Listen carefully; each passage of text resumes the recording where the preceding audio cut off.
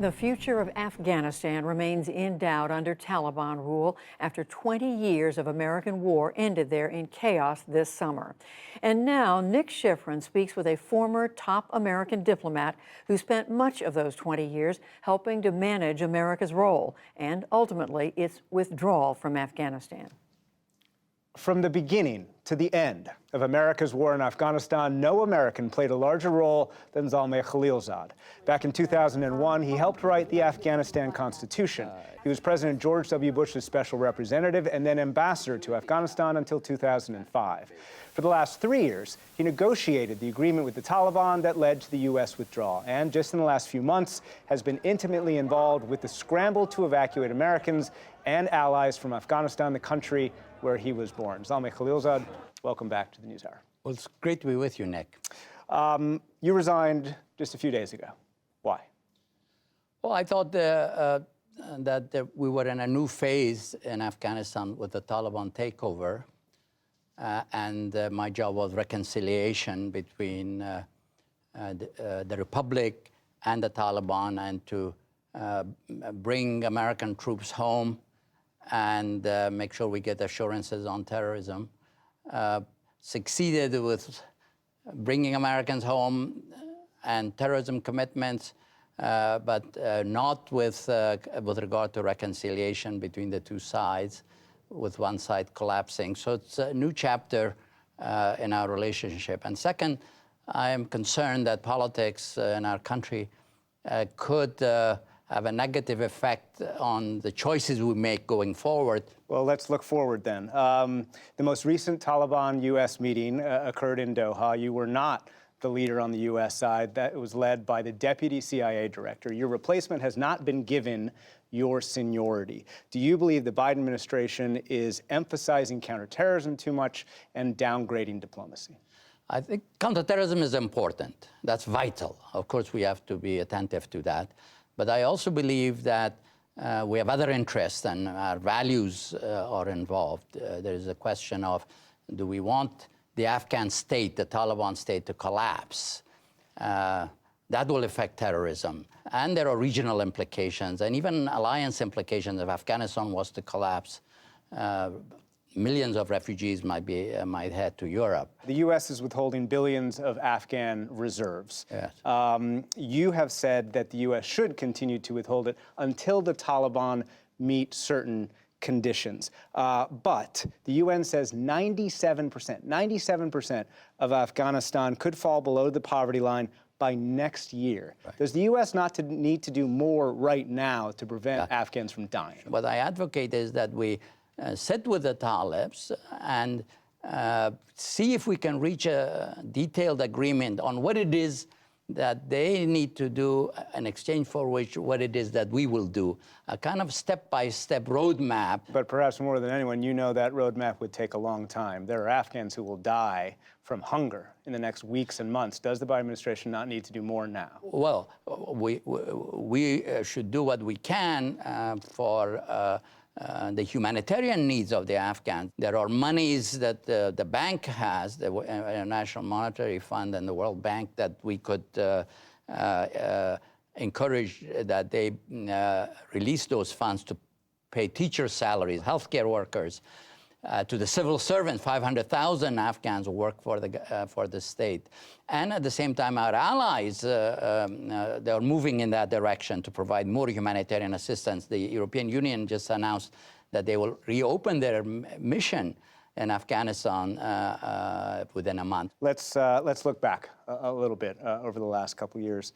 In the end, you worked for two presidents who wanted out of Afghanistan.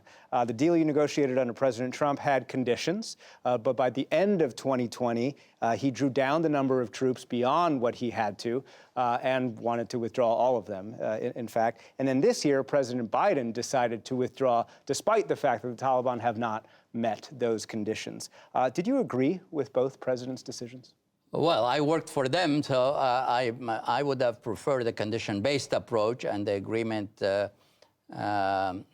had that feature. It was condition-based, 4 elements, interrelated, a package.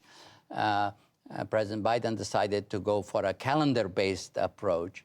Did President Biden have the option to say the Taliban are not living up to their agreement? Yeah. We don't have to withdraw. There are things in the agreement, such as we could hold them to no hosting if there are people there, as a condition that we could have argued had not been made. But the concern was that if we do that, especially on the political negotiations, that we would perhaps remain stuck there for a long time. We've been talking about 2021, President Biden's decision. Let's go back to 2020 and President Trump.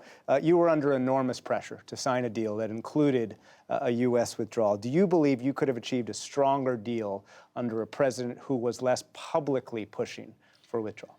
Well, I did sometimes say to the president that if leverage is the presence, if we withdraw the presence, the Taliban incentive to give us what we want on other things would be more limited, if not undermined. Do you think President Trump gave away that leverage by withdrawing? But the president had made it clear that we had been there for a very long time. We were not succeeding militarily. In fact, we were losing ground. So he was anxious to withdraw. I'll give you a chance to answer some of your critics. You negotiated, of course, directly with the Taliban, not with the Taliban and the Afghan government. And into the 2020 agreement went a deal to release 5,000 prisoners by the Afghan government, Taliban prisoners. You did so over the government's objection. Was it a fatal mistake, in retrospect, not to be negotiating both with the Taliban and the Afghan government together? We were negotiating with both, but not together, because I was shuttling between Doha and Kabul. I was showing drafts to the Afghan government. We would have preferred, obviously, to do it together with them.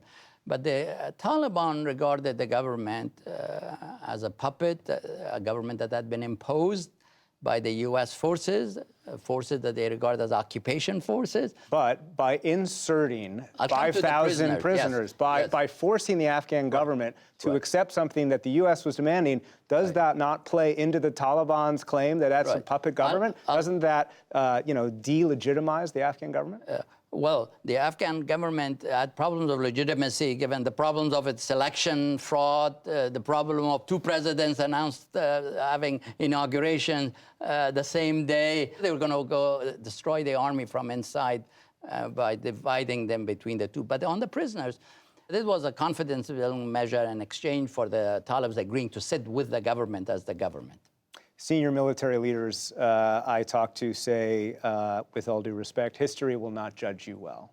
And they say that you fatally weakened the will of the Afghan army to fight by signing that deal in 2020. I believe that the circumstances that we confronted in 2018-19, which were the result of the previous 17 years of problematic policies, failed efforts at